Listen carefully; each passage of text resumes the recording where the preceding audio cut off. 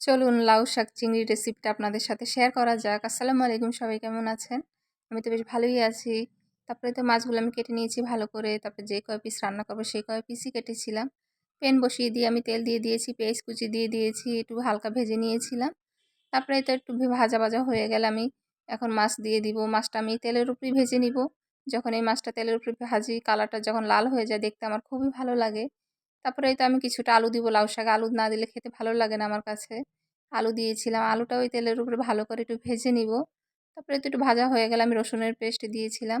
সব মিক্সড করে নিব ভালো করে। মিক্সড করে নেওয়ার পর এখন স্বাদ অনুযায়ী সব কিছু উপকরণ দিয়ে দিব। একটু হলুদ গুঁড়া দিয়েছি, সামান্য পরিমাণ লবণ দিয়েছি, একটু সামান্য পরিমাণ মরিচ গুঁড়া দিয়েছি। যে বেশি মরিচ গুঁড়া আমি দিব না, কারণ কালারটা নষ্ট হয়ে যাবে শাকের। তারপরে কিছুটা কাঁচামরিচ ফালি দিয়েছি বেশ খানিক, যেহেতু মরিচ গুঁড়া দিইনি, যেন একটু হালকা হালকা ঝাল লাগে।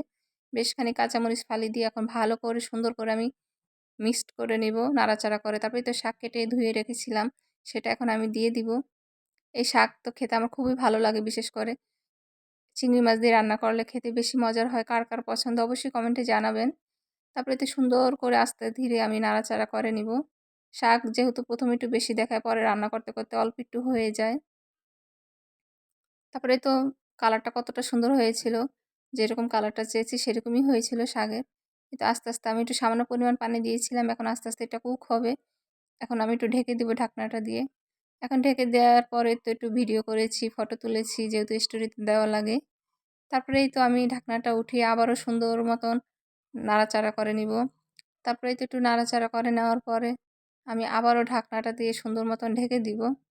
শাকটা তো খেতে আমার ভীষণ ভালো লাগে, চিংড়ি মাছ দিয়ে রান্না করলে বেশি মজার হয় খেতে। তারপর আবারও ঢেকে দিয়েছিলাম, নাড়াচাড়া করেছি, আবারও ঢাকনা উঠিয়ে আবারও নাড়াচাড়া করে নিব কতক্ষণ।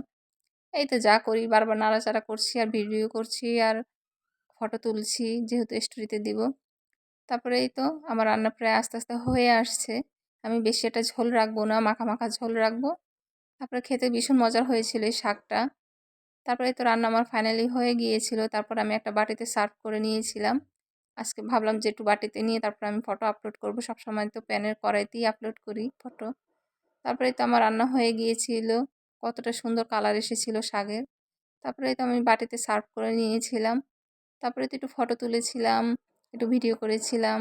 ফাইনালি আমার